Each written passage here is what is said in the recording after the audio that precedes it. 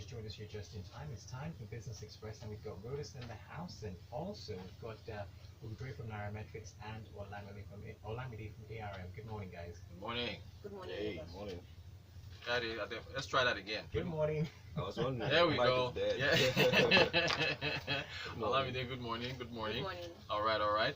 Kayode, what else do people need to know? Hashtags? Yes, hashtag. Reach out to us WhatsApp numbers? with the hashtag BusinessExpress91 on Twitter, and also you can reach out to us on WhatsApp. It's 0809-444-0981. All right, thank you so much. So, stock market activity on Friday was positive, 1.38%, 31,005.17 points is where we closed. 21 gainers, I think 23 losers. Regency Alliance Insurance was our top gainer. Bakerr Paints was our top loser. I'm going to quickly jump into our stories. We're going to start off with PenCom's plans for the micro pension scheme. But before I do, I have to give a shout out to the Lighthouse Women's Network, founded by Mrs. Nkuru Olamide Ohu. Ugo Dre spoke about Ugo Dre, entrepreneurship. You're talking about how the economy affects entrepreneurs, yes? Yeah. And he was gracious enough to invite me to come to tag along, introduced me to the group, and I was so humbled. The founder, Mrs. Olamide Ohu, actually listens to the show along with a number of the entrepreneurs there. So good stuff over the weekend. Shout out to the Lighthouse Women's Network. So since we're going to be mentioning that, speaking of entrepreneurship, PenCom and their plans to commence the micro pension scheme. Olamide, we're talking about this downstairs. There's no dates. I think this story was coming from the Punch. As far as the micro, they don't have any particular date as to when this is actually going to commence. But they still did a little job of describing what it is. So can you help out our listeners? Well, this micro pension scheme has been on for a while. It's just about getting the informal sector into this monthly pension contribution. And so far, they've tried to release some guidelines, try to give some directions to it. Currently, pension assets of Nigeria right now is about 8 trillion naira, and including the informal sector would actually be a boost. Currently, it's the private sector that still makes a significant part of what we have as our total pension assets. The structure, the only recent thing that they've added to the structure is to say that the contributions, 40% of it can be withdrawn by some of these players by the time they start contributing based on contingencies, while the remaining 60% will be used as their retirement savings. They could also transfer to the usual RSA account over time if they move to the formal sector. In terms of what the impact is, if they are able to successfully do this, it would help grow the assets, which we know that we're trying to get it into use the pension to actually grow the infrastructure in Nigeria. So I mean, it's a good one, but in terms of the progress, I think it's been really slow, because I mean, this micro pension scheme has been on, transfer window has been on for over how many years. But I mean, let's see how it goes. But so far, it's really still stories. So far, Ugo Dre, let me ask you this, because I asked Olamide this question downstairs. What do you say about, since they're targeting the informal sector, what do you say about this being a ploy? So for them to try and find out who's who, so they can tax them later on. What do you think? You never know what government is. So yeah. Even though there are different regulatory agencies, but government these days, I think they're beginning to kind of like share database within themselves, so they can share information. But for this particular scheme, this has been on the cards for a long time. Like I can remember in 2015, they also came up and said that they were targeting having 20 million pension fund contributors by 2019. Right. Okay. Yes. We are in 2019. Thanks for reminding us. And at that time, I think we had about 6.5 trillion pension, fund contributors. We have maybe about 8.5 now, or something like that. So we're targeting 20 million by 2019, and we only have 2 million now extra.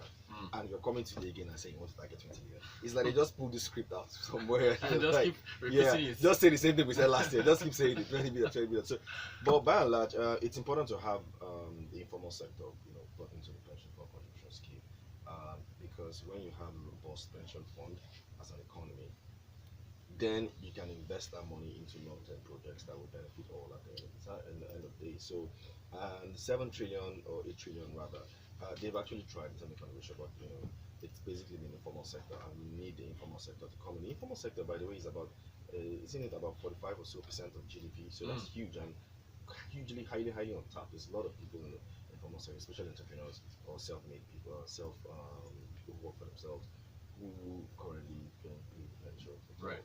Yeah. So you need that kind of money in so that you can help invest into important areas or areas that can actually engineer growth for all. So it's just that I don't know if a lot of all these schemes that they put forward, it's going to work. We've tried it several times, it hasn't really worked.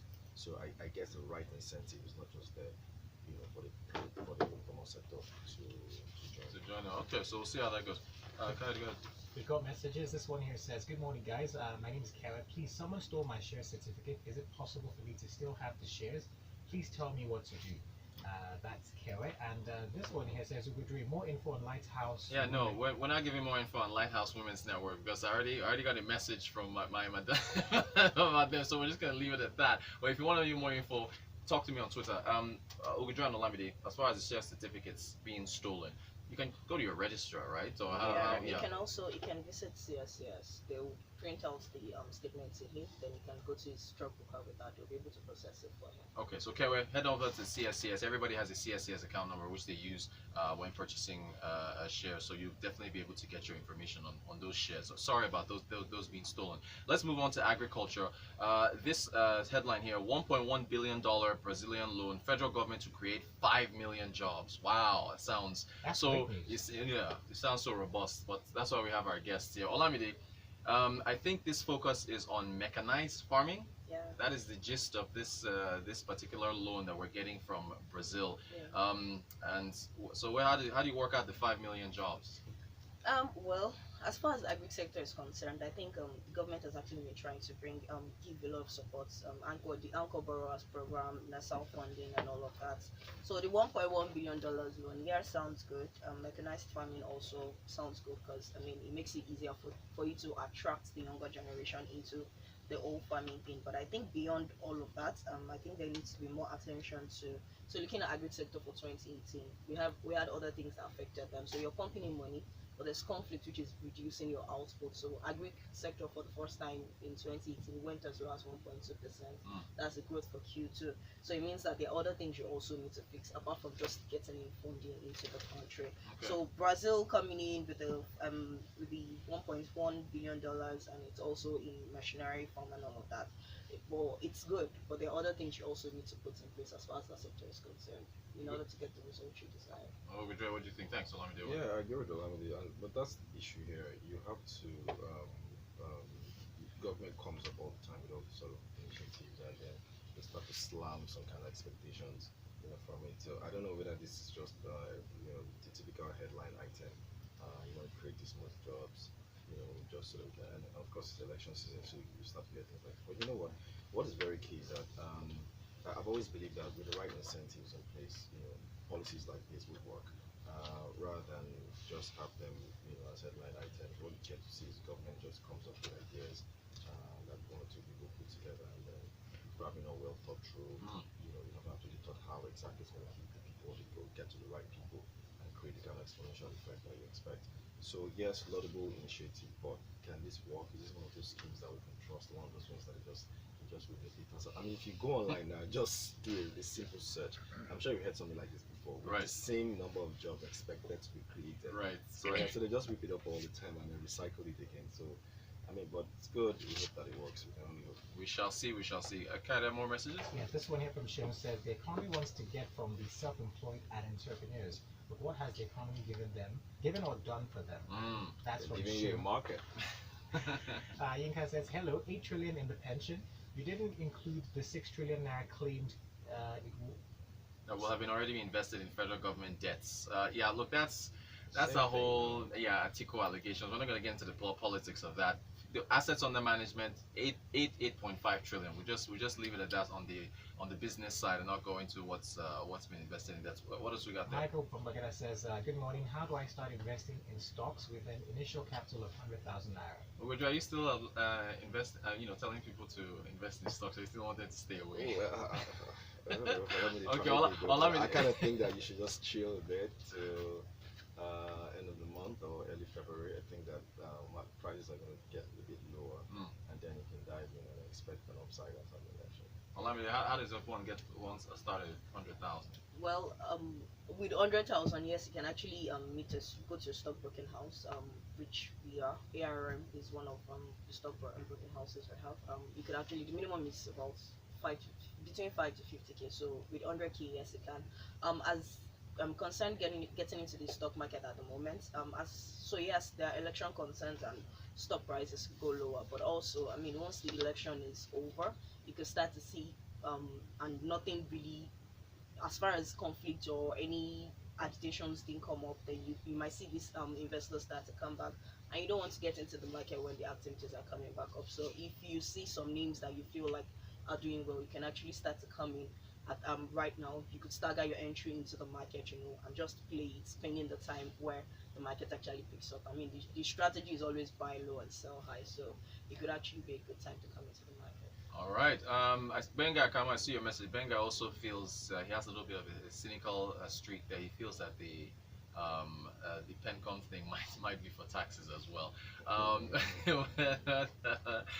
Kayode, what are the Simon says primary agro value chain does not engineer major growth in economies. Value added is important to grow the economy. Okay, so I think Simon is talking about the $1 billion loan from Brazil for agriculture. I think that's what he's talking about. Simon, thank you for that message as well. Okay, all right. So how much time we got? That's it. All right. Well, look, Olamide of ARM, thank you so much for joining us. Ugo Dre, good to have you back, man, from Nairametrics. And thank you all for your messages. One thing I learned over the weekend was that a lot of people that listen to the show who don't send in messages. So just I appreciate you too, but send in the message. Maybe we should take a conversation on social media. Yeah, exactly. So that's Ugo Dre. That's Ugo Dre. Olamide, what's your own Twitter handle? See how quickly she said it. Adibowe Olamide, and then Rotan quotes ROTA and KWT. Thank you all so much. All right, ladies, stay close to your read. More great programming comes your way.